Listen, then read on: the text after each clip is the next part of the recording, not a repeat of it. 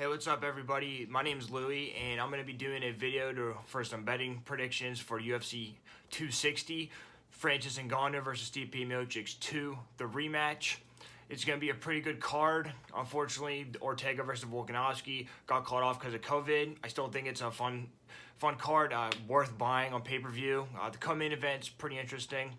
Just real quick, I've been a pretty huge UFC fan for the past year now. I've gotten super into it. However, I've been watching it since I was 12. So I'm just going to be doing a casuals guide is what I'm going to call it, because, you know, I am pretty into it, and amongst my friends I know more than anybody basically, but there's still a ton of people that know a lot more than me that this is their actual job to do. So I'm just going to be giving, you know, some general advice from a fan, and then I do some research. I like to watch past fights and whatnot, but you know, like I said, not an analyst or anything like that, but I'm going to be giving the broad strokes, and this is a perfect video for a casual or somebody who's brand new to the sport, and if you enjoy betting, you know, you can listen to me, and I can sway you one way or the other. So let's get these breakdowns. Okay, so the first fight on the main card here, it should be a pretty fun banger here. We got Jamie Malarkey taking on Woodley at 155, the lightweight division, the hottest division in the sport right now. So real quick, Malarkey, his last fight, he fought Fares Ziam, and just some notes that I took.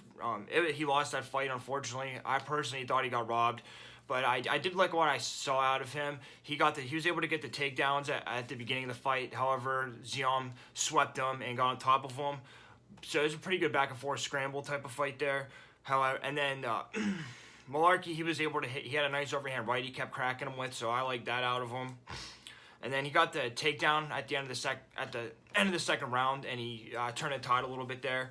However, his back did get taken in the last minute, and he got reversed. So, you know, the judges gave a majority decision to Ziam. I thought Malarkey did enough to win the fight. Like I said, good back and forth, but it is what it is. You can't leave it in the hands of the judges, unfortunately. But, you know, he's a plus 110 underdog, so I think that's a fair price for him. And then we got Worthy. And I like to usually watch people's last fights.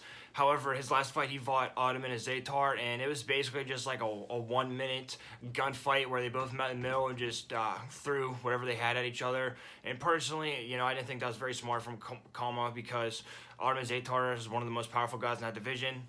But it is what it is. So I looked at his fight against Luis Pena, and what I saw out of that fight, Pena got the takedown to start off the fight, and he did. And then in the second, he got the takedown pretty fast, and he went to full mount and back control. So Worthy was losing the first 2 rounds pretty convincingly, I thought. But then in the middle of the third round, Luis Pena went for the takedown again, and Kamal had a really nice sprawl, and then he elbowed him to the side of the head when he was on the ground and put him on his side. He was able to pull that tight guillotine that he had. And, you know, guillotine's usually a desperation move, but he tried it earlier in the fight where he just got it from side control on the bottom, and you're not going to finish it from there. So Luis probably didn't think it was going to hurt him that bad. It wasn't going to be that type of a choke, but it was, and he got him. So, Kama was losing the whole fight, and, you know, Pena, he's not a world beater or anything, but he's a pretty hot prospect. So Kama being able to stick it out that fight and get the submission at the end, I think tells a lot about him. He's a minus 137 favorite. And, you know, his last 2 fights, he was an underdog. And the Pena fight, he cashed as an underdog. And the last fight, he didn't, unfortunately. So I think it evens out right here. 137 is a pretty decent price for him if you think he's going to win. I do. And one more thing, you know, he's a Pittsburgh dude. He trains out of Pittsburgh. And Pittsburgh guys are just tough. I'm not just saying that because I'm from here. They got, you know, it's the best wrestling area in the country. And he's just a tough guy, and I know some of the guys he trains with, and they're good dudes. I've actually wrestled with them. So from a purely fan point of view, I'm going to go ahead and take Worthy, minus 137. Okay, then for our second fight, we got a women's matchup at 125. We got Robertson versus Maverick. This is a pretty important fight for Maverick because she looked great her last fight, so we're going to see if her momentum can continue. And Robertson, this is a crossroads fight for her to see, you know, if she can be competitive. And she's a tough, grizzled veteran, so I think both women will get something out of a victory here. To start off with Jillian Robertson, her last fight was against Talia Santos. In her last fight, she got beat up pretty bad. I thought it was a convincing loss. Some of the things that I noted, right off the gate, she attempted a flying armbar basically, and you don't really see that too much. It's like 1 in a million. Well, not 1 in a million, but you're probably not going to land that one. So I don't know. I don't like that ring IQ right there. And then she got put in full guard immediately, and then beat up for basically the remainder of the first round. And then to start off the second round, Talia Santos realized how easy it was to take her down, so she got a body lock trip to take her down pretty early on in the second round. And then they were in a north-south position, so it was basically like a 69 position if you want to be dirty about it. But Talia Santos, she threw up the triangle whenever she was on her back, and Jillian Robertson, she was on top, but Talia Santos was able to work her way out, sweep kind of, and get on top of there. And then Robertson, she held on to the Kimura, and she held on to it way too long, and Talia Santos was able to press her up against the fence, and then she was in the clear once the Kimura was free, and she just ground and pounded her like she did in the first round. And then basically in the third round, she went for a junk standing guillotine, which you're probably not going to get, and it didn't work out for her. And guess what happened? She got ground and pounded for the rest of the third round. So, Jillian Robertson lost on all 3 judges' scorecards. I didn't really like her ring IQ, and, if you can take her down, you're basically going to win the fight. And then Miranda Maverick, and she's a plus 138 underdog. So, but in women's MMA, you never know. So, that's not good enough of a price for me personally to bet on her. And then Miranda Maverick, her last fight was against Liana Jojua, and she looked really good. This was her first UFC fight, I'm pretty sure. And she just took it to her. She put it on, and she showed why she wants to be in the UFC. She had some pretty good feints. She'll use a leg kick, and then she'll do a 4-punch combo, 1, 2, 3, 4, and hitting flush in the face. And it was so bad that Jojua couldn't continue in the second round because of a cut. Now I really don't think the fight should have been stopped, but it is what it is. She had such a bad cut because Maverick was able to do that damage, and she did the damage because she was able to hit on target and hit her hard. So she's a minus 175 underdog. I'm sorry, minus 175 favorite. I really don't have too much more to say about this. Jillian Robertson, if you can get her down on the ground, that's a good path to victory. Maverick doesn't really go for takedowns, or at least we didn't see it in the last fight. But, I think her striking is just going to be on another level compared to Robertson. I think Robertson's too weathered, and I think Maverick's going to be able to hit her with those combos. And, I think Maverick will be able to get her up against the fence and get her to the ground if she has to. So I'm taking Maverick all the way. Okay, now we're moving on to the third fight of the card, possibly the most electrifying fight. At least has the potential to. We got Sean O'Malley versus Thomas Almeida at 135 bantamweight. My personal favorite weight division right now. To start off with Sean O'Malley, with his last fight, even if you don't watch the sport, you probably heard what happened. He fought Marlon Vera, who's a good fighter, 15 ranked. Not a world beater by any means, but tough guy, good test for anybody. But Sugar Sean, he has a lot of movement, stays outside. He's pretty fast, he likes to go in and out and throw that right hand.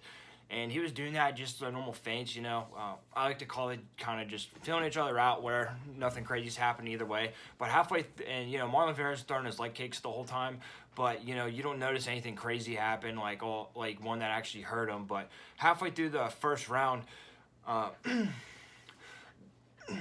Sean O'Malley, he just starts to slow down a little bit, because it's not working, because he had Vera biting on his feints a lot, where he, try to, throw a fake a punch or throw a different misdirection to try to get him to move in a certain way. But, Vera wasn't, he figured him out pretty fast, which a lot of guys can't do. So, Sean just kind of slowed, and you'd see him circle around the cage a little bit, and, he was a little, I would say frustrated, but, it was kind of like, oh man, it's not working out. And then, then obviously, Vera kicks him in that right spot in the nerve and drops him. They call it a drop foot. And then, once that happened, you could see his movement was debilitated pretty severely. And but before that, he was looking pretty good. He was keeping Vera on the outside with the teep kicks and everything. and then he was rushing forward with his right hand and cracked him a couple times, and then, he went down because of that. It wasn't like an immediate kick and he went down right away. It was, he rolled his ankle a couple times. You can kind of see where it happens. That being said, I understand that he got injured, but after that, Marlon Vera jumped on top of him and cracked him with a pretty hard right elbow, and it only took a couple elbows before they waved off the fight. So Sean O'Malley, I wouldn't say he was completely out of it or TKO'd, but mentally he was just checked out of it, and you kind of feel bad for the guy. And this happened earlier in one of his first couple of fights where his I can't remember the exact injury, but he broke his leg, and he couldn't move on it, but he was smart enough. For the third round, he was on the ground and just clinched the guy up, and he won on the scorecard. So props to him. That being said, though, you do got to look at some of the intangibles, not just the analytics of the fight. And this is 2 fights now where he's had problems with his leg, some sort of injury with his leg. So you got to take that into consideration. That being said, he is a minus 335 favorite. Personally, I think that's way too high for him. I know what he did at Eddie Wineland. He knocks people the hell out, and he looks very impressive doing it. But let's be honest, he is not fighting the best competition out there. So you can't put too much stock into that one. And then he's taking on Thomas Almeida. He's had a pretty tough go of it recently, though. But he's lost 3 in a row. But, he's losing to the best guys. He lost to Jimmy Rivera a couple fights ago. Pretty tough guy. And then his last fight, he just lost to Jonathan Martinez, who is a pretty promising prospect. I know he got knocked the hell out his last fight, but other than that, he's a pretty tough guy. I thought Martinez was winning that fight before, so it is what it is. You never want to lose 3 in a row, but he's losing to decent guys, so it's not like he's some bum or anything like that, not by any means. To break down Thomas Almeida versus Martinez, I thought Almeida started off with a pretty good right head kick. I like that a lot. It hit him flush a couple times. Didn't rock him or anything, but that's always good to have, be able to hit somebody with that. And then, however, toward the second round, he got rocked with a right hand and a knee up the middle by Martinez. But he was able to recover. He never really got rocked or anything too bad in that fight. And then he was kept at bay with Martinez's right jab, which is a weapon that O'Malley has. He has a left jab, overhand right. And then he did get cracked pretty hard though with a jab and a left hook from Martinez. And then he lost the fight on the scorecards. That being said, most of when he got rocked happened toward the end of the fight, I believe. And I thought it was a pretty good back and forth. I thought it was a relatively competitive fight. He didn't get blown out of the water or anything. And it's just one of those lighter weight fights where the 2 guys are just like this and just going back and forth at each other. And I thought he looked pretty competitive. So you cannot count this guy out, not by any means. He got rocked, didn't quit. He's a pretty tough guy. He's at plus 250 underdog. So I think you gotta, everything being said, I think you got to go with that, man, because Sean O'Malley is really talented, but like I said, he's not fighting the toughest competition, and he has 2 leg injuries in the past couple years during fights, and Almeida, he just had some bad luck, ran into some tough guys, but I think if Sean O'Malley's not 100% there, I think Thomas Almeida will take advantage of him. So that's my pick, Thomas Almeida. All right, now we're moving on to the co-main event of the night. Has the potential to be a banger, but I really don't think so based on historical data. I think it's going to be a one-sided beating, unfortunately, but that's how the game goes sometimes. We got Tyron Woodley taking on Vicente Luque at 170 welterweight, one of the other most interesting divisions going on right now. And like I said earlier, it has the potential to be an important fight for a potential contender. If not, if Woodley would win, it shows that he's not done yet, but he's not going to go anywhere, let's be honest. So that's why I said this card really isn't the greatest with important matchups, but, it could be, especially if Vicente Luque, knocks him out or something like that. But I don't think that's going to happen, to be honest. But let's get into the breakdown here, starting off with Tyron. His last fight, he fought Colby Covington. Colby Covington, just a goddamn monster, second best guy in that division, hands down. So just losing to him, you can't really take too much off of, but it's not that. It's that he used to be a champion. He lost his past 3 fights very convincingly, did not win a single round. So that I think that's how this fight's gonna go. But just from that fight, some of the notes I have, he got taken down in the first minute of the fight, right away. And then one thing instead of like defense, he would be against the cage instead of trying to sprawl and get out. He would just have this bullshit guillotine on there where like, oh, it looks like he could do something, but I'm sure he knows and like everybody knows watching that's not going to do anything. But he just squeezes on it and just gets his arms tired, so that doesn't help him. And the guy's a power puncher, and you know how are you going to be able to knock somebody out if you're making your arms tired with the guillotine, which you're not known for. And then one thing he would do, he would come forward off the fence and try to clinch, but he would have his arms and his head and his whole body extended, and his hips would be over his feet. So if he would have to sprawl or take a shot, he's open for the whole thing. But luckily, Covington, not a big power puncher or anything, so he would just clinch up with him, and Covington would throw him against the fence every time and kind of like ragdoll him. And then, the story of the fight is just basically, Covington was willing to stand with him because he could take him down so easy. So I think Covington kind of wanted to test his striking skills. And, Tyron, he's a big power puncher, but what he does is he backs up against the cage and waits for you so he could throw that left or that overhand right. But it just never happened. And then, Covington just beat him up the whole fight, and then he got cut open from a nasty elbow in the 4th round. And then at the beginning of the 5th round, that's when Covington got another takedown. When Woodley would have that guillotine, Covington would go for that high crotch lift and take him down, and then he broke his rib.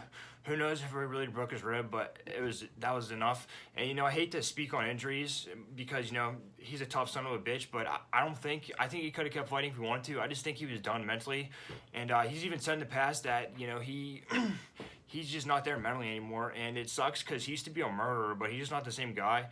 And he's a plus 200 underdog. He does have his only chance of winning this fight is to hit it with a big right hand, but he hasn't done that in God knows how long, since Darren Till. I don't think it's going to happen, but let's move on to what I saw in Vicente Luque's last fight. He fought Randy Brown. Right off the bat, Randy Brown's not, he's not a top contender or anything like that, but he's a tough guy. And besides that, I liked how Luque looked in this fight. One note I had was Luque has hard right low calf kicks. He started that off right away, and you can see Brown, he kind of wobbled with those, so that's always a positive. And a powerful guy like Woodley, chop at the legs is always a good strategy to have. And then he drops him with an overhand right, and I forget, in the 1st or 2nd round, it was a pretty hard shot. And one thing I liked was he got on top of him and tried the ground and pound, but a lot of guys will try to do that as soon as they drop somebody and go crazy and burn their arms out. He didn't do that. He just stayed on top of him, and then he realized he wasn't going to finish him, so he let him up because he knows he can beat him on the feet. So that's the type of ring IQ I really like in a fighter, especially if I'm going to bet on them. However, a negative I had, he got hit with a spinning elbow in the 2nd round because, Randy Brown's a pretty tricky striker. And then he ate a couple knees and got clinched. And like I said, Woodley, he likes to come off the cage and go for that clinch. It's pretty desperation, but he might catch Vicente in that. So wrap him up in a clinch, which you don't want to be there with the power puncher. So that's one thing he has to watch out for, but I think he'll be okay. And then he got body lock taken down from the clinch, so you got to watch that. But Woodley hasn't used his wrestling in forever, so I don't think that's going to be an issue. And then to end the fight at the end of the 2nd round, he was in a front headlock position, and he took him down and snapped him down to the canvas, and then just kneed him in the head. It was really close to being an illegal shot, but he waited for Randy Brown to bring one of his knees up, one of his hands up, and just kneed him right in the head. Very powerful, pretty violent, and just knocked him out. So I like that. So I think Luque has the potential to get a finish, but just judged by Woodley's past fights, he. Whatever you want to say about him, he's a tough guy. He doesn't get finished. He doesn't quit. So, he'll fight it out. Or, barring the rib injury, but that's 5 rounds of hell. This is only 3 rounds, and it's not going to be tough of a fight on the ground. So, I think he'll stick it out. Luque is minus 250. I'm going to pick him to win. I wouldn't pick knockout or anything. If he knocked him out, I wouldn't be surprised. But just judged by Woodley's past toughness, I would just take the money line. Minus 250. That's on the borderline of being a little too much to bet on, but I really like this dude. His only recent loss is the Stephen Wonderboy Thompson, who just got a win over Jeff Neal. So that's a very good loss to have if you're going to have a loss. So I like Luque a lot. All right, now we're moving on to the main event, the highly anticipated matchup, the rematch, Stipe Miocic versus Francis Ngannou 2. One of the highly anticipated rematches in UFC history, I think. Not because of skill-wise, just because there's so many invariables, because Stipe really hasn't been the most active champion, and then there's whispers of, is he going to retire or not? And then Ngannou, he's just a goddamn monster, just destroying people. We haven't seen anybody like him in the heavyweight division at that high of a level that can just knock a high-level guy out in less than a minute. I really don't need to look at too many analyticals for this one. I'm just going to go mostly off how I feel, to be honest. Like I said, because there are so many intangibles, and there's some interesting circumstances. Stipe, hasn't been the most active. After he beat Cormier, he waited a whole year to defend, and he's only fought Daniel Cormier his last 3 fights. So that's pretty. I thought that's pretty unusual. And Francis Ngannou, he's just been on an absolute tear. However, he hasn't really fought the cream of the crop. He's fought some good guys. He's fought Junior Dos Santos and Cain Velasquez. However, he fought Cain Velasquez when he was coming back after a long layoff and just dusted him in like 2 minutes. And then Junior Dos Santos, you see his rapid decline. So those are good guys, but it doesn't really tell me too much. And then Francis Ngannou's last fight, Jairzinho Rozenstruik, and Rozenstruik's a great fighter. He destroyed Alistair Overeem's lip. However, he was losing that entire fight and kind of got lucky. So do with that what you will. And then Rozenstruik, he got technically picked apart versus Gane. So, I don't think he's that top level of competition, but just going off of some of the notes I have, and I'm gonna go mostly based off their last fight. Stipe, he shoots that high single and he's able to get the angle on him, which is pretty smart, because if you first round, Ngannou's gonna have the most power that he's gonna have the whole fight. He's gonna be the freshest, and if you go straight on with a double, he's got heavy hips and he might be able to stop you. And good luck trying to pick that big motherfucker up. So Stipe played it pretty smart. Ngannou was able to clip him a little bit, but he never hit him with a full-on power shot. And Stipe is really smart because he stayed away from him, and he would stay at range with him, and then just wait until Ngannou throws a big hook and would go for that single leg. And the first couple rounds is when Ngannou is the most dangerous, but you could see it in their last fight. Ngannou, after the 3rd round, he was gassing out. He was gassing out hard, and the takedowns came even easier and easier, and Ngannou just got sloppier as the fight went on. And then Stipe, you could see images of it. The position he would have, Stipe would be on his back. He'd be standing, and then just have his forearm on Ngannou's neck and just keep hitting him from the back. And then Joe Rogan even made the comment that if he really wanted to, Stipe could have took his back and probably choked him out. However, that's not Stipe's game, and I can't blame him for not really going for the finish, but he just pieced him apart. It was 50-44 on all the scorecards, I believe. It was just a masterful performance from Stipe. And then, Stipe goes on. He gets knocked out by Daniel Cormier pretty viciously with that, the underhook to the elbow. And good on Cormier. But then in their second fight, Cormier took him down at the first round. But then, if you notice, Stipe's wrestling defense is pretty good. He was able to stop Daniel Cormier's takedown, an Olympic wrestler. And then he was able, as the fight went on, he was able to piece him, hit him with a body shot and take him out. And, Stipe's cardio is pretty good. I think the longer the fight goes on, it obviously favors Stipe. His cardio is going to be fresh. And Ngannou, he's going to wear out the later the fight goes on. So, and then another thing, they say Ngannou is a better fighter mentally, but I have not seen any improvement out of him. Not that he might have gotten better at wrestling, but his last fights, he hasn't had to wrestle or use his defense at all. And in his last fight against Rozenstruik, when he just freaking windmills and just says fuck it and just starts hitting him because he's so powerful, he knows he can take him out. That technique was terrible. Jairzinho didn't have the wherewithal to get off his center line. So that's why he hit him with it, and that's why he got that vision knockout. But Stipe is a lot smarter than that. He's not going to stand right in front of him, just like the last fight. I think Stipe is going to get a victory here. I don't think he's aging. I don't think he's the most active heavyweight, and maybe he has thoughts of retirement. But I think he's there enough mentally. I think he's training, and I think he's motivated.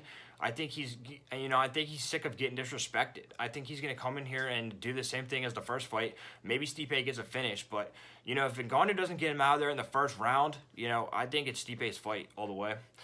And speaking of getting disrespected, Stipe Miocic is a plus 110 underdog, and Ngannou is a minus 130 favorite. So, I take Stipe. I know it's not the biggest, it's not the biggest value, but you getting freaking Stipe Miocic at underdog level, you gotta take it. And then but if you are gonna pick Ngannou 130, it's not a bad price either. But if you are gonna take Ngannou, you know there's only one way he's gonna win. It's by knockout. You get plus 100 for that, even money. You might as well just take that one. And then one of the other interesting bets I thought was over 2.5, plus 125. I think I like that one. I think there's a good chance that it goes halfway over, and if it doesn't, you can cash in on that Ngannou knockout. But I plan on it. I don't know. I think Stipe will be able to finish him this time, like through the 4th to 5th round. I think he might take advantage of that rear naked choke. But I see Stipe Miocic retaining his title. I hope it's a little more exciting than the last fight. But if it isn't, I'm not gonna complain. I think Stipe Miocic is a great champion. He beat Daniel Cormier twice. I think he's earned this. And then the winner of this fight gets John Jones. So I think Stipe gonna use his wrestling skills, and we'll see what happens with Jones. I think Stipe is a better wrestler than people give him credit for, and I think he's going to show that on Saturday. So I'm taking Stipe Miocic all the way.